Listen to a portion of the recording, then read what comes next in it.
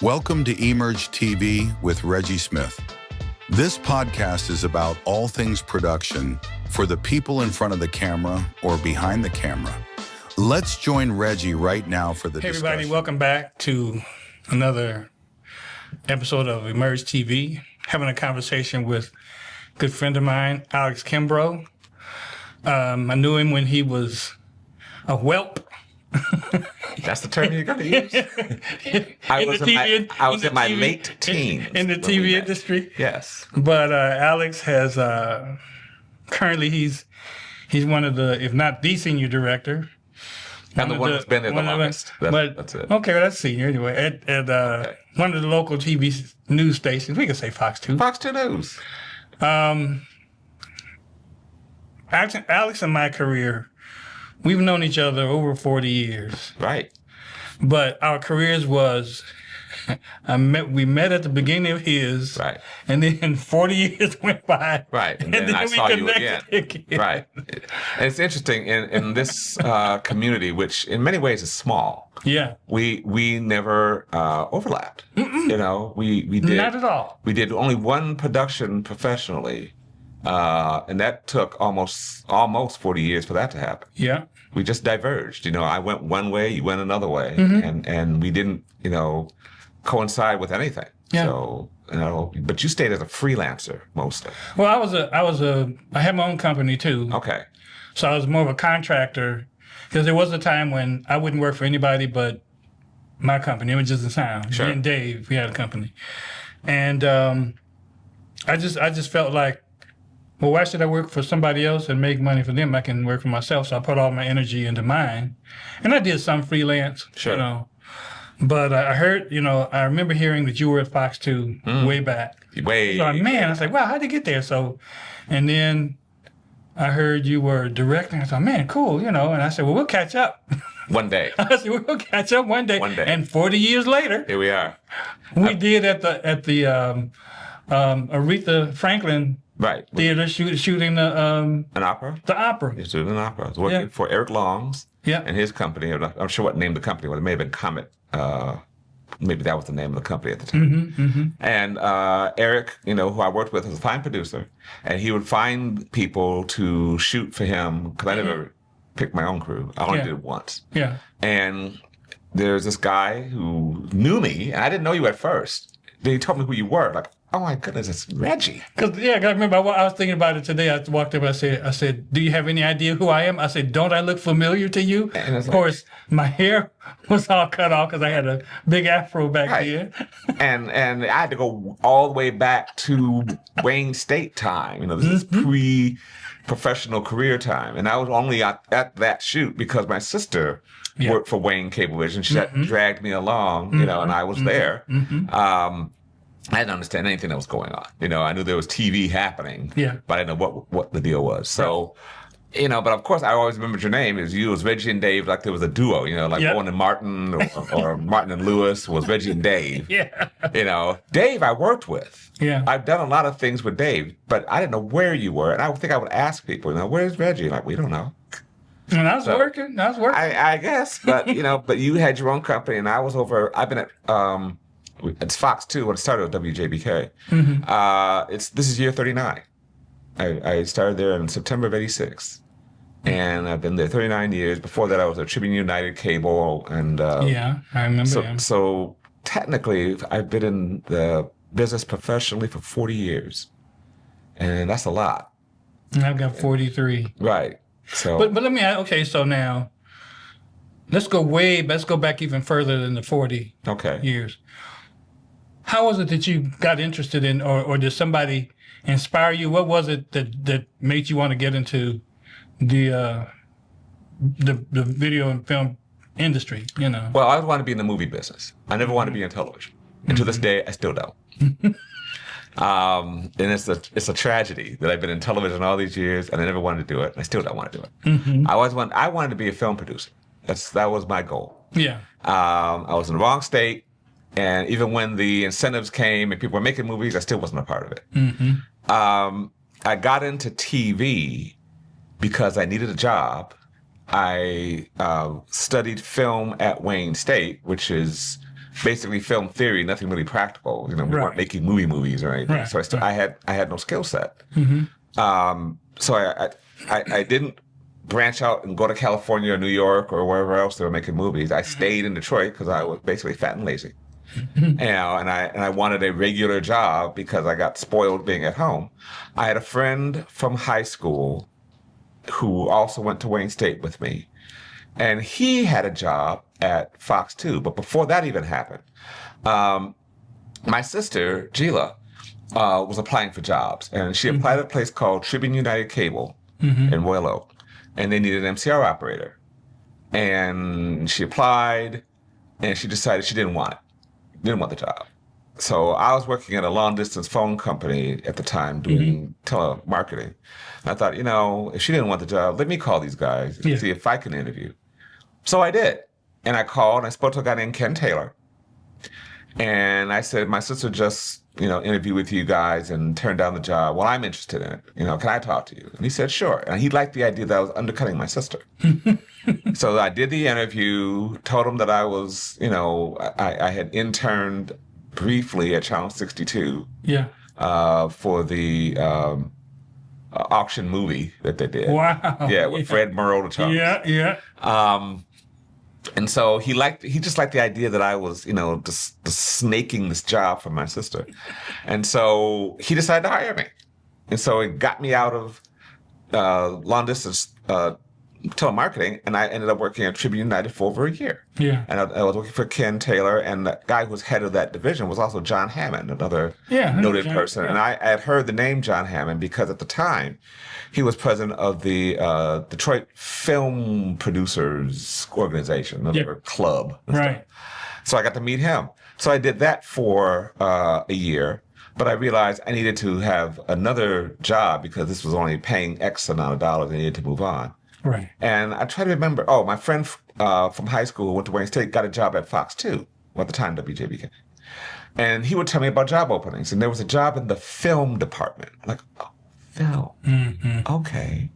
That speaks to me. Mm-hmm. So I applied for this film department job, which is basically your keeping records of the films, because they were still running films off 16 millimeter, and keeping track of their runs and stuff. And I didn't get the job, but it was a 2-person job, and the person who they hired was a guy named Pete, and he got the job. But the other person in the department was leaving, so the lady who was the production manager called me at Tribune United and said, "Hey, Alex, are you still interested in working at Fox 2?" And I said, "Yes, I am." Mm-hmm. Well, come in, we'll interview. And I did the interview, and she hired me. So that's how I got in there. So as I tell anybody, WJPK asked me to work there. So they came to you. They came to me. I was done. I had finished my time, but you all wanted me. So now you're going to get me and get all of me. Mm-hmm. So it's that. And I've been there 39 years and counting, But I was just a production assistant, I kept track of the film reels and syndicated shows. I had no desire or inclination as to be a director. Right. I was asked to direct. That's another thing. They just keep coming to you. They came to me. One day, and it was a short story that there was a mix of bumps that I had written for a film show called Not Quite Classic Theater. I would write these cute little things. Yeah. We take it to the control room, we mix it together, place video and audio together and some graphics. Yeah. And one day the shoot was being delayed because the director was late. So I was sitting there thinking, why don't I just sit here and try to call the mix myself? So I sat down and I stumbled my way through it. The director showed up and he said, "No, Alex, stay there." So I said, "Okay, fine." So I kept doing it, and then each week I started doing it, and then one day the production manager said, "Alex, how would it to be a director?" And I said, "Sure." Didn't know how to direct anything. Never took a class, never had any knowledge about anything, didn't understand the monitor wall at all. Yeah. But here I am directing, and I started directing taped programs. Wasn't doing anything live. Mm-hmm. Then eventually I moved on to doing live, and it was production, production stuff. And then one day I had to do news breaks, and those were live. And I had to incorporate what I learned from doing the taped things to doing live news breaks. Right. So I was able to pull that off because we was still a CBS affiliate, and they were like 5-minute news breaks, and I had to go in there, and there was someone, Nancy McCauley was the anchor at the time, and we did the 5-minute news break, and then from there, the station decided to do a morning news show, but they needed directors. They weren't going to hire anybody. Says, well, hey, we use these production department directors. So next thing I know, I'm directing the weekend morning news. Had no idea how to direct news. But I did news. Mr. I don't want to do video. I mean, no, but they dragged me into it. I'm like Michael Corleone. They kept pulling me back in. What's interesting is out of majority of the people that I know who do video production, I would say video and film, but I'm saying video for a specific reason. Right. Maybe 3% of them wanted to do video, and everybody else wanted to do film. Yeah. When I always was interested in being a camera operator. I thought that was cool. Camera and video or camera and film? Camera and video, because that was all I knew was TV, Okay. But when I was in high school, my guidance counselor, supposedly, help you find a college to go to, didn't know of any schools in Michigan that taught video production. Right. All of the schools that are here, they didn't know of any, and they told me about a Bell and Howell school in Canton, Ohio. Wow. Okay. So, I take it Specs Howard wasn't around then. Yeah, it was. Well, I don't know because I was in high school, so I didn't know. Okay. No, it was because I saw the commercials. I remember seeing the commercials. It was in Rets. In Rets, definitely Rets. I remember that. So, I applied. Went through all the stuff to go to the Bell and Howell school. It was in Canton, Ohio, and I had never been away from home. And see now that right there was the problem. Ah, okay. I got there, and I was taking an exam, and I purposely failed the exam because the tiers were so big. I see. I couldn't see what I was writing, and I thought, okay, I can't stay here. Went back home, and I thought, well, I'm out of I want to do television, and I got a job selling men's clothes, and I sold shoes and stuff. And then one day I decided I would take a photography course. Found this place on 9 miles, 10 mile between Southfield and Evergreen, called Photography Place. Okay. You pay for the classes. If you took a beginner, it was like $35 and that, whatever. Took those courses and got into it really serious. I bought a camera and stuff, and I started doing photography. Good. I said, well, if I can't do motion picture, I'll do stills. And I did that and found out about one of the ladies at our church. She was a prayer counselor at a TV.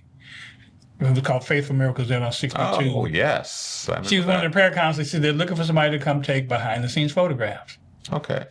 And I said, okay. Well, I went down, I talked to them, and they said, well, come tonight. I went that first night. They went live at 10 o'clock, which is where I met Dave. Nice. And so I talked to the director. I said, well, can I come back tomorrow? And back the next day, I did it. So on the fourth night, I said, well, man, did I get the job? So I went and talked to the guy. I said, well, did I get the job? He said, yeah, you start tomorrow. I never took one photograph. I started because I knew how to do. I recorded my own 8 tracks and cassettes, so I know how to watch my VU meters. I was doing live audio. My very first job ever, any kind of work in production, I was doing live audio for a TV. Sure. So, and it's because I just knew I knew how not to distort. And you enjoyed it. Yeah, and I took off from there. And that's the thing. You enjoyed. Oh yeah. What you did. Oh man, enjoy doesn't really say it. Love. Enough. That doesn't say enough. There are no words. I don't have the words. So you're deep into that. You know what? Okay. I was talking to somebody. I said, I don't have the words for how I feel about it. Okay. When I started, I wouldn't tell anybody what I did because I figured they would find out how much fun I was having, and they would want to do it too. So they said, what do you do for a living? I said, I just work. I didn't tell them I did television or camera, whatever. Okay. Didn't know what it paid. I was making, $5 an hour. And I was like, what everything paid. You're just the joy of being in it is what it was. And I heard a rumor. I remember hearing a rumor somebody made $100 in a day. Mm-hmm. And then I heard somebody make $200. I was like, really? And so me and Dave, we had started working together by then. Okay. I said, well, next time somebody calls me, I'm going to ask for $100. And got it. And then I heard about $250 and I asked, and, you know, so it was like being in video was they say the cake, but they say with the icing too. The cake was the cake with the icing. What it paid was ice cream with the cake and icing. So you just enjoyed it, oh man, it's a blast. You still enjoy it? Okay, well we're gonna talk about me and your experience later in the next podcast episode. Oh okay. But. Okay, and I was going to ask you. Okay, so you say you've been at Fox 2 39 years. 39 years. So when you realized 39 years, did you wonder, well, where did 30 years go?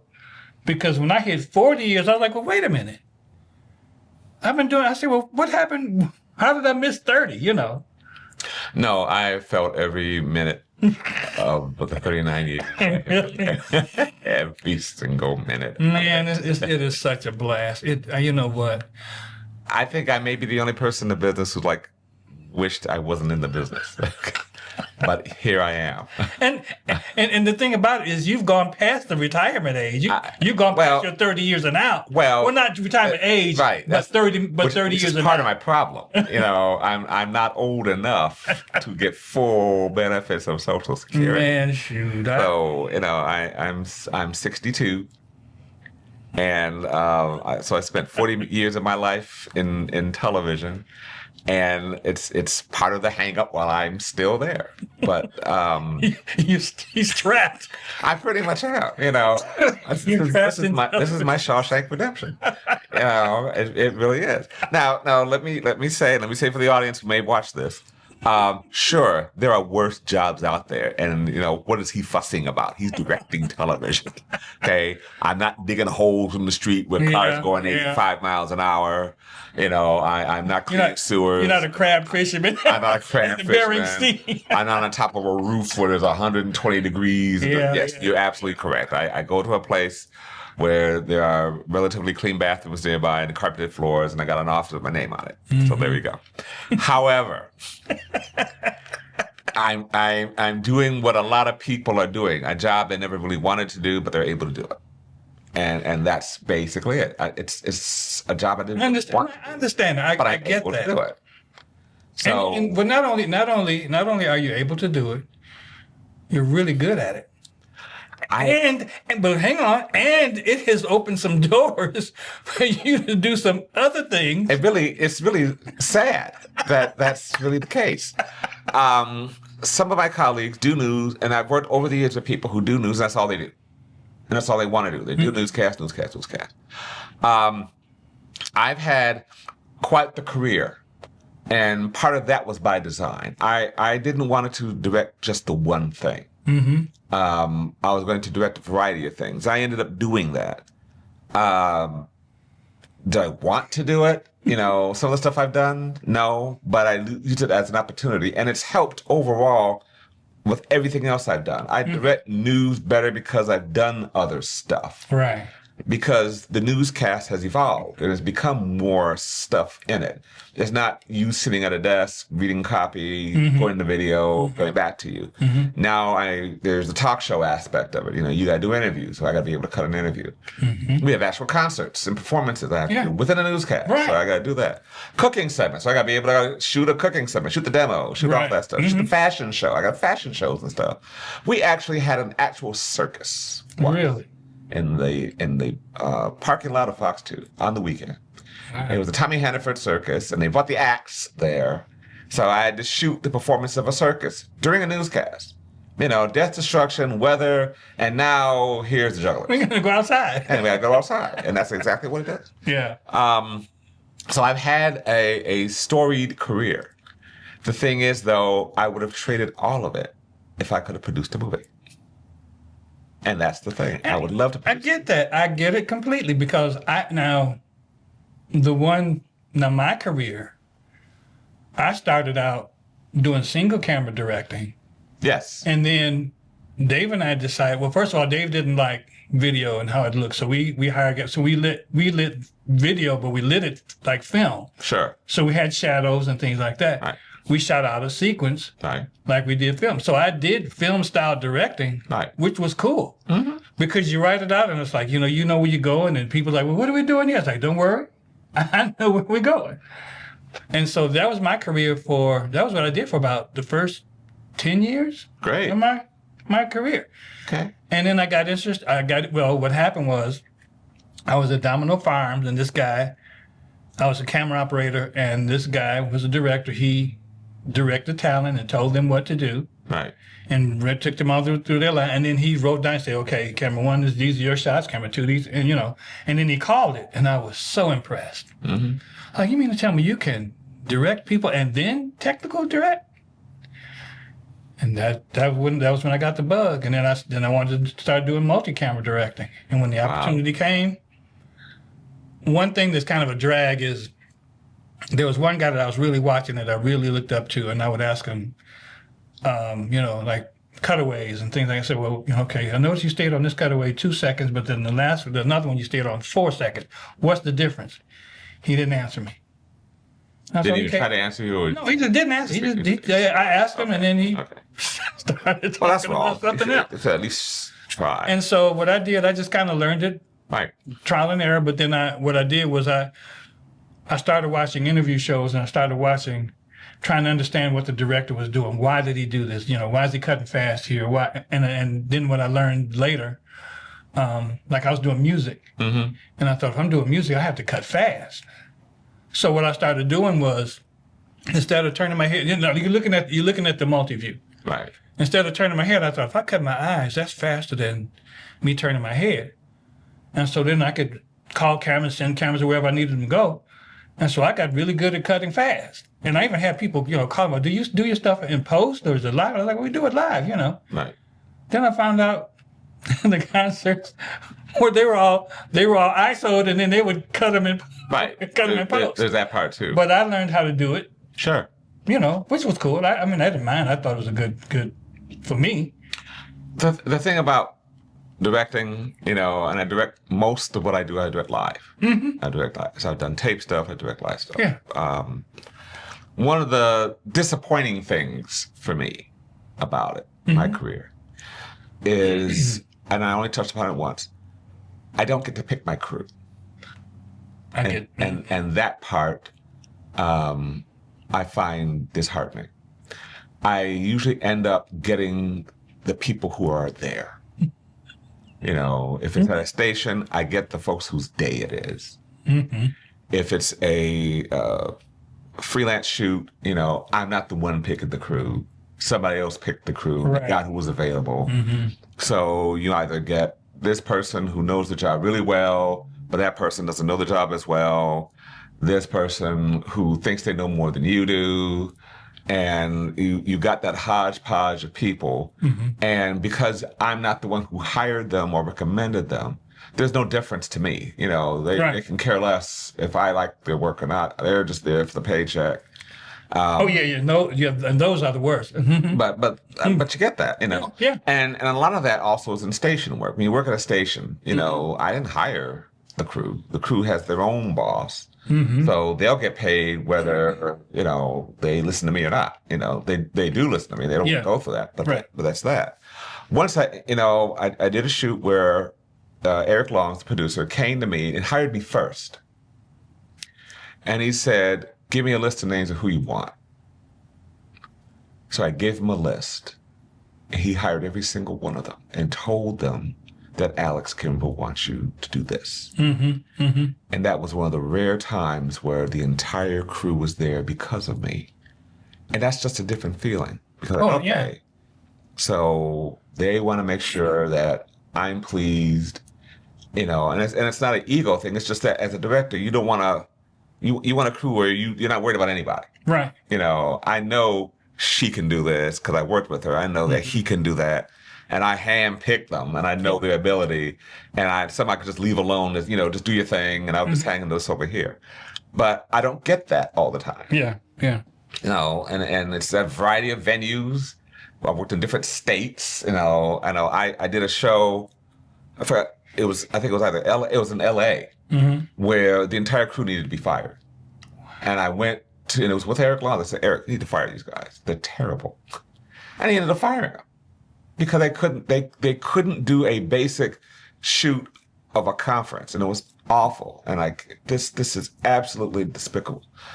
But I didn't get to pick them. You know, they were the local guys that were there, and they were available. And like, you know, but Eric knew that this was not right, so we got rid of them. But that's been my thing in doing TV. You know, I'm part of the crew. I'm not the head person. Right. Well, like I was like a line producer. That's what I did. Yeah. And for like I said, the first, I would say 15, 20 years of my career, I did hire my crew. What was that like? It was great. I bet it was. It was great. That's nice. And then after that, then I started, you know, working on shoots where, you know, the crew showed up, or this is your crew here, and I was like, oh man, it's like, well, what do you know? And but by that time, I had learned the art of shooting around somebody. Yeah, there's that. You know, you put them, give them a static shot. Okay, you're on the wide shot. You're my wide. Stay right there, right. And I'll let the other guys do the other thing. I've had shoots where the camera guys were directors. Now that was daunting. Oh, I bet it was. And you know, because there was a couple of guys there. You know, and I just remember Dan Noga was one of them. Yeah, and like, okay, Dan, yeah. All right, so all you guys have directed your own stuff, so now you got to sit here and listen to me. You know, and I got to direct the directors. Like that's not a joyful thing. I did that once. I had a shoot like that. Yeah, it's quite the thing. You know, because you wonder, okay, what are they thinking? Well, because in this one job, I had like Larry Trinkus and Dan Luga, and I had, guys that I knew were way up there, and the producer, he was slow, and I walked out, and everybody looked at me, and I wanted to go, I don't know what's going on, but I couldn't because I was a director. And we did it. But I got the job done. I went to the producer. I said, okay, I need the first shot. And then we did it. And then we got the shoot done. But, oh, yeah, directing directors. Directing directors is a thing. Because you are now, you know, on Front Street, you're in the spotlight, and it's like, okay, I can't screw this up because, you know, they're really, move, I'll do this, I'll finish the thing. I was like, no. But listen, Alex, we're going to stop here. Sure. We're going to talk some more. We're going to talk more about you and my experience working together recently, or in the recent years, whatever. Yeah, recent years, right. But anyway, I'd just like to say, you know, everybody, if you're interested, first of all, I appreciate you all watching. If you're interested in coming on, having a conversation, you can reach out to me at EMERJ TV. That's EMERJ space TV on Facebook. It'll bring you to my page. If you know somebody who wants to watch it and they don't have Facebook, they can type EMERJ.TV in any browser. It'll bring them right to my page. If you want to reach out to me by email, it's emerjtv@gmail.com. EMERJ.TV@gmail.com. Alex, I appreciate you. I really enjoyed it. Thank you very much. Look forward to talking to you in a few minutes. Sure. Everybody, thanks for watching. Thank you for watching EMERJ TV with Reggie Smith. Join us next time for more discussions on all things production. And don't forget to like, subscribe, and share.